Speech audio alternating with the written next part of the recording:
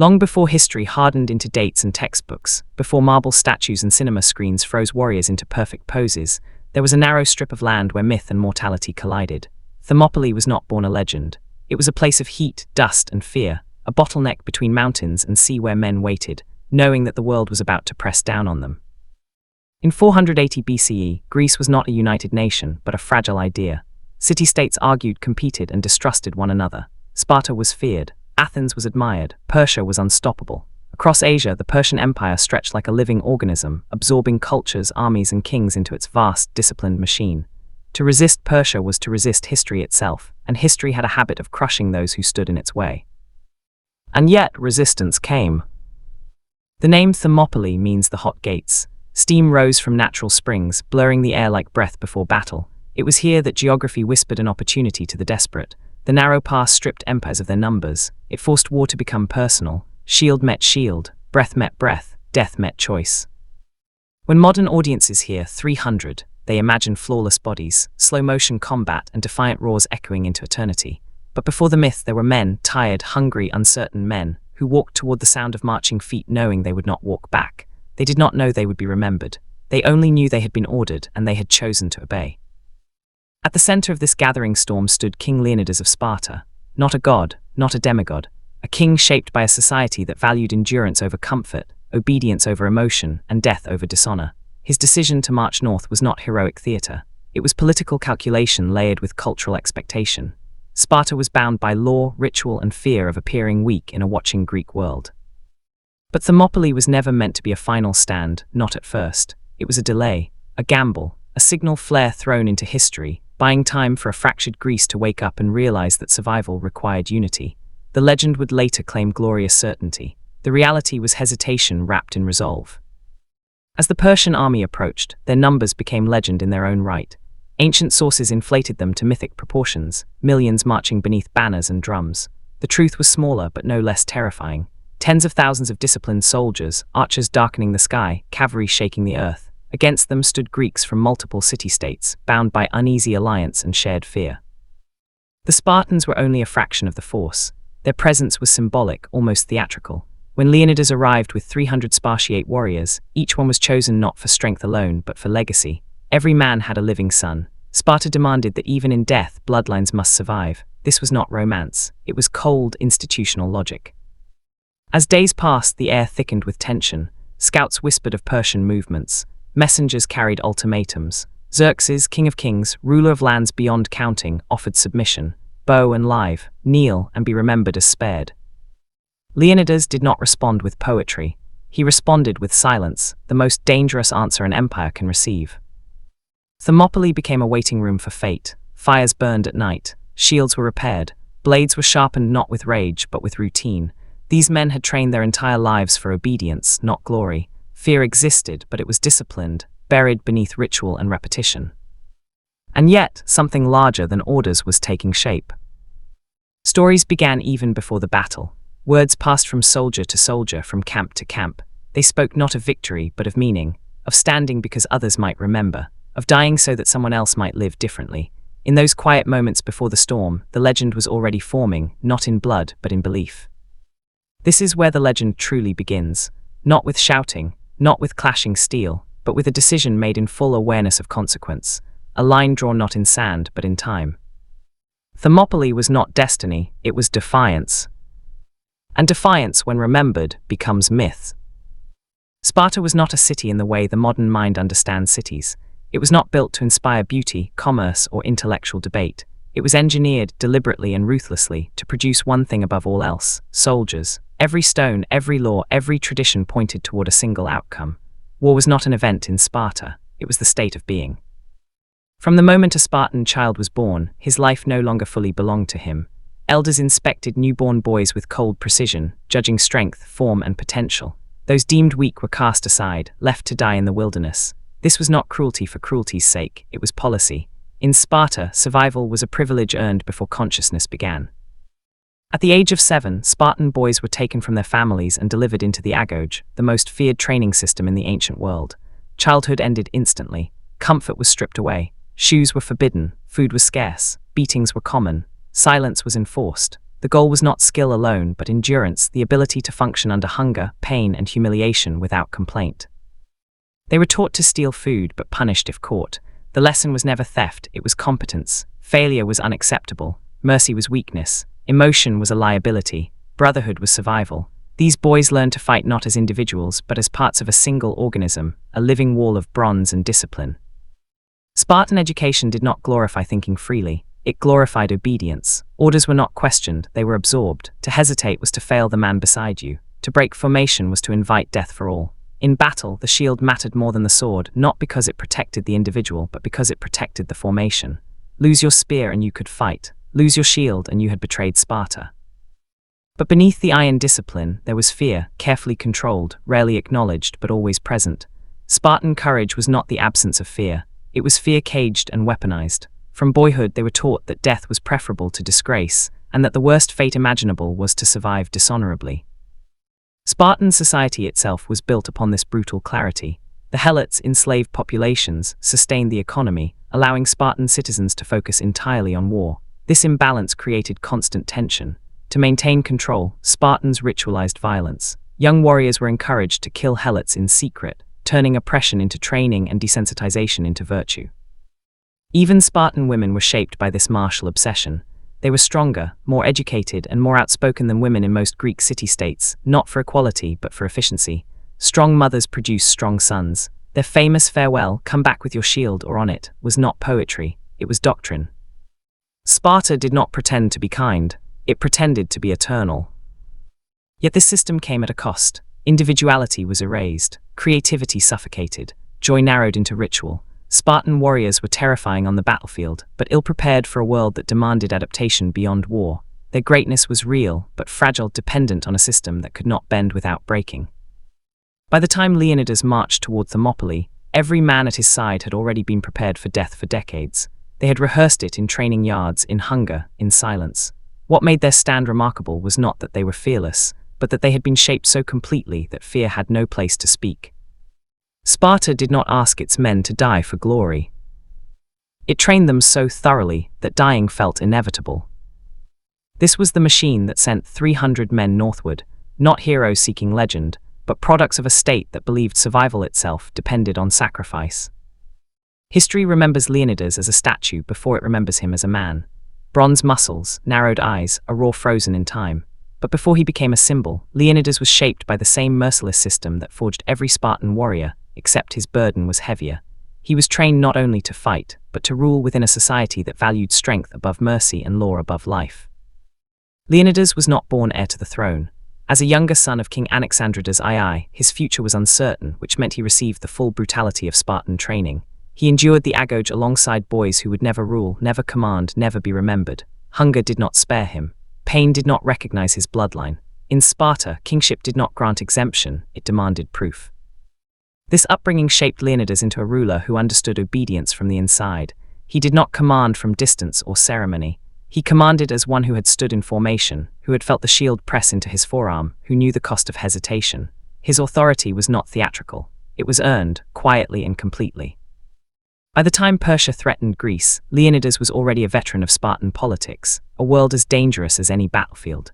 Sparta was ruled by laws older than memory, guided by councils, elders, and oracles. Kings did not act alone. They navigated tradition, superstition, and fear of divine punishment.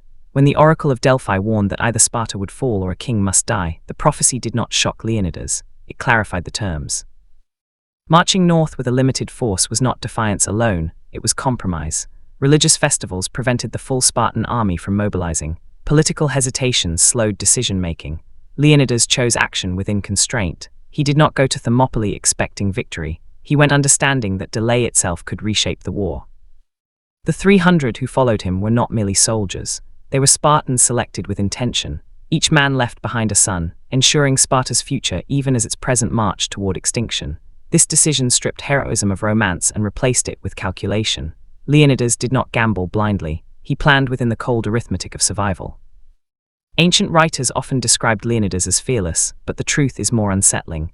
Courage for him was not emotional fire, it was acceptance. He understood the weight of Xerxes' army, the limits of his own force, and the likelihood of betrayal. Knowledge did not weaken him, it anchored him. When Persian envoys demanded surrender, weapons laid down, submission assured, Leonidas' response was brief and devastating. Come and take them. Not a speech, not a threat, a statement of reality. If Sparta was to fall, it would fall resisting. If Leonidas was to die, he would die standing. On the battlefield, Leonidas did not seek isolation or spectacle. He fought where Spartan kings were expected to fight, at the front, within the shield wall, exposed to the same danger as every other man.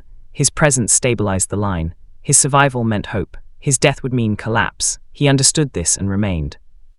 As days passed and Persian assaults failed, Leonidas' role shifted. He became more than commander. He became a message. To the Greeks watching from afar, he represented defiance made visible. To the Persians, he represented a problem that could not be solved by numbers alone. When betrayal finally opened a path around the pass, Leonidas faced his final decision. Retreat was possible. Survival was available. He dismissed most of the allied forces, preserving lives and future resistance. He remained with those who chose to stay, not because they were ordered, but because they understood what the stand had become. Leonidas' death was not cinematic. It was violent, chaotic, and final, but the meaning attached to it outlived the man himself. His body fell, but his decision echoed. Sparta lost a king. Greece gained a story powerful enough to unify fractured city-states. Leonidas did not win at Thermopylae. He transformed defeat into direction. And in doing so, he became something far more dangerous to empires than an army. He became a symbol. Strip away the slow motion, the towering physiques, the painted skis of cinema, and Thermopylae becomes something far more intimate and far more brutal. It was not an open battlefield designed for glory. It was a choke point carved by geography, where mountains pressed close to the sea, narrowing the world until strategy mattered more than numbers. This was the Greeks' true weapon. The pass itself shifted with the tides and the centuries, but in 480 BCE it was scarcely wide enough for a few men to stand shoulder to shoulder. Persian superiority in cavalry and archery meant little here. Their advantage dissolved the moment the battle began. War became compressed, personal, relentless. Leonidas and the Greek commanders understood this perfectly. The hoplite phalanx, shields locked, spears angled forward, was designed for such terrain. Each man was responsible not only for himself, but for the man beside him. Survival was collective, failure was contagious. When the Persian assaults began, they came in waves. Elite troops advanced with confidence built on decades of conquest. They expected fear, they encountered discipline. Spears struck in unison. Shields absorbed blows meant to shatter morale. The Greeks rotated their lines, resting exhausted men while others took their place, a level of battlefield coordination the Persians had rarely faced. For 2 days the impossible happened. The Persian advance stalled. Ancient accounts speak of astonishment within Xerxes' camp. His soldiers died not because they were weak, but because the past denied them the ability to adapt. Numbers became a liability. Bodies piled where movement should have been. The narrow ground turned imperial momentum into frustration.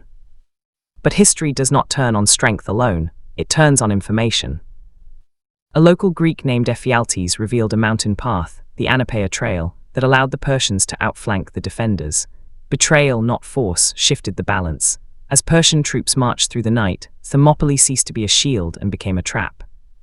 At dawn, Leonidas was informed.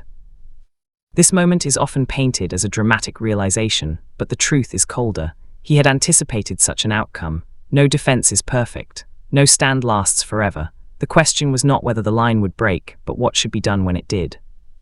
Leonidas dismissed most of the Greek forces. Thespians chose to remain. Theban contingents stayed under pressure. The Spartans prepared for what they had been trained for their entire lives, death in formation. The final phase of the battle was chaos stripped of illusion. Spears broke, swords replaced them, shields cracked, the disciplined phalanx dissolved into desperate combat. Persian arrows fell like rain. Leonidas was killed amid the crush, his body contested violently by both sides. The Greeks fought not for victory, but for possession of his remains, a final act of loyalty and defiance. By the time the last defenders fell, Thermopylae was lost. The pass lay open. Persia would march onward. And yet, something critical had shifted.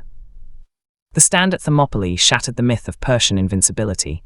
It proved that strategy could humble empire. It bought time for Greek naval forces to regroup. It ignited unity where rivalry had ruled. Militarily, it was a defeat. Psychologically, it was a weapon. Later generations would carve the story into stone. Go tell the Spartans, stranger passing by, that here obedient to their laws we lie. But the reality beneath the words was not romantic, it was deliberate, calculated, human. Thermopylae was not about 300 men holding the world. It was about a few thousand delaying history long enough to change its direction. This is the truth beneath the myth, not less powerful but more. Every empire tells stories about itself. It must. Power is not sustained by armies alone, but by narrative, by who is remembered as noble and who is remembered as monstrous. The story of Thermopylae, retold across centuries, became one such narrative battlefield. And in this retelling, Persia did not simply lose a military encounter, it lost control of its image. In popular memory, Persia is often portrayed as an overwhelming horde, faceless, cruel, decadent, and tyrannical. Kings are painted as gods, soldiers as slaves, culture as excess. This image did not originate in cinema. It was born much earlier, shaped by Greek historians who wrote not as neutral observers, but as survivors defending their identity. Herodotus, the primary source for much of the Greco-Persian wars, admired Persia even as he feared it. Yet his writings, filtered through time, translation, and repetition, slowly hardened into caricature. What began as cultural difference became moral judgment. What began as imperial organization became despotism. The enemy needed to be not only powerful, but wrong. The Persian Empire under Xerxes was not chaotic. It was sophisticated beyond anything Greece had yet produced. It governed through tolerance, allowing local customs, religions, and leaders to remain intact so long as tribute was paid and order maintained. Its roads, communication systems, and logistics were unmatched. This was not a mindless force. It was a machine built on administration as much as conquest. Xerxes himself was not the divine madman often depicted. He inherited an empire stretching from India to the Mediterranean, burdened by expectation and precedent. His invasion of Greece was not a tantrum. It was continuation, a response to rebellion, resistance, and unfinished campaigns left by his father, Darius. To rule an empire was to enforce its borders. Yet propaganda has a simple rule: complexity weakens clarity. Greek storytellers transformed Persian discipline into servitude, Persian wealth into corruption, Persian authority into tyranny. In contrast, Greek resistance, fractured, strategic, and often self-interested, was elevated into pure moral unity. Thermopylae became not just a battle, but a parable, freedom standing against oppression. Modern cinema amplified this contrast. The film 300 embraced exaggeration deliberately, turning history into mythic symbolism. Spartans became sculpted ideals. Persians became inhuman shadows. The visual language was striking, unforgettable, and deeply political, whether intended or not. It taught audiences how to feel before it asked them to think. But the truth is more uncomfortable. Sparta was not a beacon of freedom. It was a rigid, authoritarian state sustained by slavery. Individual rights did not exist. Dissent was punished. Persia, for all its imperial dominance, often allowed more cultural autonomy than Sparta ever did. The moral lines drawn by legend blur under scrutiny. This does not diminish the courage of those who stood at Thermopylae. It reframes it. They were not fighting pure evil. They were resisting absorption. They were protecting autonomy as they understood it, flawed, limited, and exclusive though it was. The battle was not good versus evil. It was identity versus erasure. And that distinction matters. Because history remembered Thermopylae not for what Persia was, but for what Greece needed it to be. A story strong enough to unify rival cities. A symbol sharp enough to inspire future resistance. A myth capable of surviving defeat and transforming it into purpose. Persia won the past. Greece won the memory. And memory, once shaped, is more powerful than armies. The story of 300 endures not because it is perfectly true, but because it answers a human need, to believe that courage can matter even when victory is impossible, and that standing firm can echo longer than conquest. This is not the story of villains and heroes. It is the story of how power, fear, and storytelling decide who history remembers, and how. Thermopylae did not end when the last spear fell or when the Persian army marched through the pass. Battles end. Memory does not. What followed was not silence, but storytelling, the slow, deliberate transformation of loss into legacy. In the months after Thermopylae, Greece fought on. At Salamis, Persian naval power shattered against strategy and desperation. At Plataea, the land war turned. Persia would eventually retreat, not destroyed but denied. These victories mattered, but they were not the emotional foundation of Greek identity. Thermopylae was. Because Thermopylae taught a lesson victory could not, that resistance itself had value. The fallen defenders became something rare in history, men whose defeat strengthened the cause they failed to protect. Their stand gave fractured city-states a shared narrative. Athenians, Spartans, Corinthians, rivals who had once competed for dominance, now shared a story of sacrifice. Unity followed memory, not the other way around. Ancient Greece preserved this memory carefully. Poets wrote of obedience and honor. Stone inscriptions spoke not of triumph, but of duty fulfilled. The message was not "we conquered," but "we stood." This distinction ensured the story survived even when Greece itself fell to new empires. Centuries passed, empires rose and collapsed. Rome admired Sparta. Byzantium preserved Greek texts. Renaissance scholars rediscovered them. Each generation reshaped Thermopylae according to its needs, sometimes as a military lesson, sometimes as moral instruction, sometimes as nationalist inspiration. In the modern era, Thermopylae entered popular culture with renewed force. Paintings glorified last stands. Literature romanticized sacrifice. Cinema transformed the story into spectacle. The film 300 did not aim to teach history, it aimed to evoke emotion. And in doing so, it reignited a legend for a new generation. But memory is never neutral. Each retelling sharpened some truths and dulled others. The Spartans' brutality faded. The Persians' complexity vanished. What remained was the shape of the story, a few against many, choice against inevitability, defiance against power. And that shape proved timeless. Thermopylae became a metaphor used far beyond Greece. Soldiers invoked it before hopeless battles. Political movements borrowed its language. Even those who misunderstood its history understood its emotional weight. The idea that one stand, however doomed, could matter, that idea refused to die.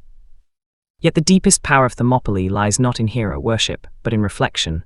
The men who died there were not perfect. The society that sent them was not just. The enemy they faced was not monstrous. And still, the choice they made resonates. Because Thermopylae asks an uncomfortable question. What is worth standing for when survival is uncertain?